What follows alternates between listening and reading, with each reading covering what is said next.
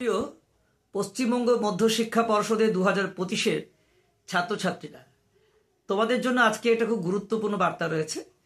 তোমরা জানো যে এবছর একটা খুব গুরুত্বপূর্ণ কড়াকড়ি নির্দেশ আছে, সেটা আমি অবশ্যই বলবো।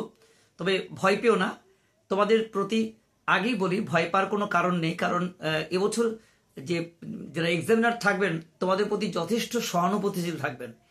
এখানে ভয় দেখানোর কোনো কারণ নেই। তোমরা জীবনের প্রথম বড় পরীক্ষায় দিতে চলেছ, যাতে তোমরা নির্বিঘ্নে ভালোভাবে পরীক্ষা দিতে পারো, সেই জন্য কিন্তু প্রত্যেকটি পরীক্ষা সেন্টার তোমাদের প্রতি অত্যন্ত অত্যন্ত সহানুভূতিশীল থাকবেই। কাজেই তোমাদের ভয়ের কোনো কারণ নেই। কিন্তু বোর্ড, পশ্চিমবঙ্গ মধ্যশিক্ষা পর্ষদ কি নোটিশ দিল এটা তোমার জেনে নিতে হবে, যেটা তোমাদের না জানলে হয়তো তোমাদের পক্ষে সমস্যার কারণ হতে পারে। যেন নিশ্চয় আমি বাগেশ্বর উচ্চ মাধ্যমিক স্কুলের শিক্ষক। আজকে তোমাদের যাতে বিপদ আক্রান্ত না হয়, কি হলে 3 বছর তোমরা পরীক্ষা দিতে পারবে না, সেই বিষয়টা তোমরা কিন্তু ভালো করে জেনে নাও। যারা আমার পরিবারের সদস্য আছো, মোস্ট ওয়েলকাম। যারা এখনো সদস্য হতে পারোনি, তাদের বলবো অবশ্যই চ্যানেলটিকে সাবস্ক্রাইব, লাইক, শেয়ার করো, যাতে পরীক্ষার সমস্ত আপডেট এবং আগামী দিনে তোমাদের পথ চলার জন্য সবকিছু হাতের মুঠোয় তোমাদের চলে আসে। তো বিষয়টি হচ্ছে এটাই।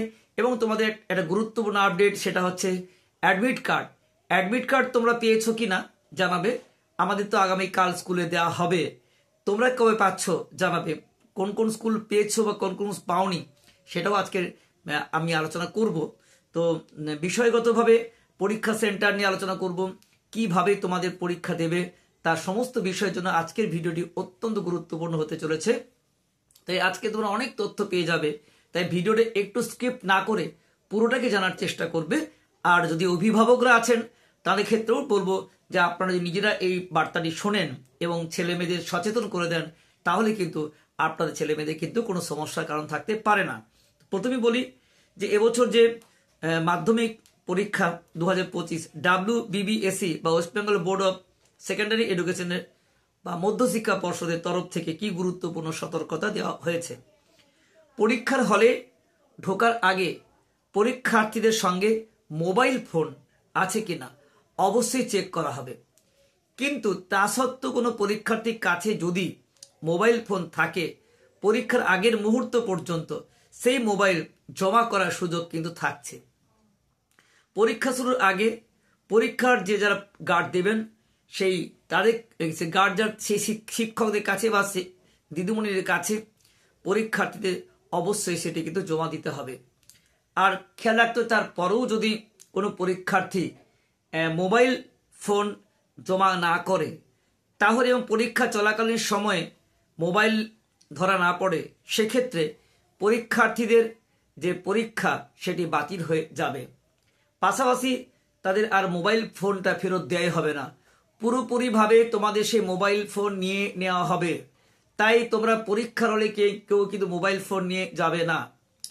চলতি বছরে যে সকল পরীক্ষার্থীরা আছো, তারা মোবাইল নিয়ে পরীক্ষা হলে ঢুকলে বা পরীক্ষা দিতে এসেছিলে যদি এরকম বোঝা যায়, বা তাদের ফোনের কল লিস্ট যদি বোঝা যায় যে তারা অধিকাংশ সময় তারা ফোন করছো বা তাদের অভিভাবকরা ফোন করছে, এরকম বিষয় কিন্তু চলবে না।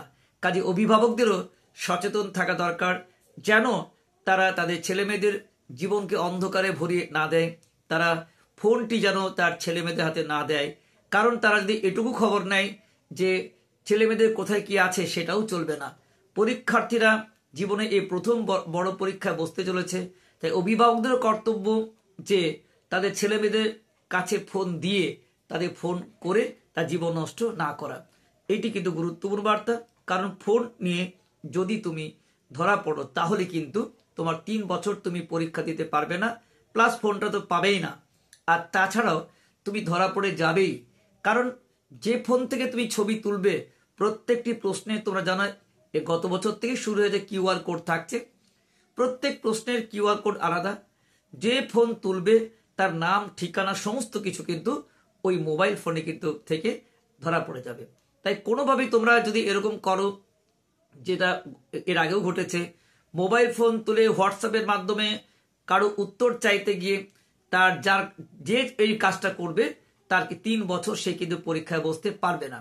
কারণ প্রত্যেকটি প্রশ্নের উপরে QR কোড দেওয়া আছে, সেখানে ধরা পড়ে যাবে কোন মোবাইল ফোন থেকে কোন সময়ে কে এটা করেছো, সমস্ত কিছু। তাই এই ধরনের ভুল বিষয় করো না। গত বছরও দেখলাম পরীক্ষা চলাকালীন কিছু পরীক্ষার্থী ধরা পড়েছে। এই বছরে কিন্তু এই বিষয়টা আরো কড়াকড়ি হতে চলেছে। 3 বছর যদি তোমার জীবন নষ্ট হয়ে যায়, 3 বছর যদি পরীক্ষা দিয়ে না পাও, তাহলে সেটা অত্যন্ত দুঃখের কারণ। এবং এছাড়াও প্রত্যেকটি যে পরীক্ষা কেন্দ্র, সেখানে অন্তত 3টে সিসিটিভি ক্যামেরা থাকছে। অবশ্যই একটা সিসিটিভি থাকবে গেটের সামনে, একটা থাকবে বারান্দায়, আর একটা থাকবে যে সুপারভাইজার, যিনি অন্য স্কুল থেকে গেছেন অফিসার, তার অফিসে, যেখানে প্রশ্ন ডিস্ট্রিবিউট করা হয়। প্রত্যেকটি সিসিটিভি ফুটেজ অন্তত 6 মাস রেখে দিতে হবে। পরীক্ষার্থীরা শৌচাগারে বা পরীক্ষা কেন্দ্রের অন্য কোথাও ফোন রেখেছে কিনা তাও অবশ্যই দেখার দায়িত্ব কিন্তু পরীক্ষকের। তাই কোনোভাবে অন্য কোথাও ফোন রেখেও যদি তোমরা ভাবো যে আমরা বেরিয়ে পরে ওই ফোন থেকে আমরা কাউকে পাঠাবো কিংবা ফোন থেকে উত্তর নেবো, তাহলেও কিন্তু তোমরা ধরা পড়ে যাবে। তাই ফোন বিষয়ে যাতে তোমরা ফোন থেকে কোনো উত্তর পাবো এই আশা না করে তোমরা তৈরি হও। তোমাদের মাধ্যমিক পরীক্ষা এবছর খুব প্রশ্ন কঠিন হবে না। তোমাদের প্রত্যেকের পরীক্ষা ভালো হবে এবং তোমরা নিশ্চয়ই আমাদের লাস্ট মিনিট সাজেশন ফলো করছো এবং নিশ্চিতভাবে তোমরা এগুলো করলে মাধ্যমিক কমন পাবে।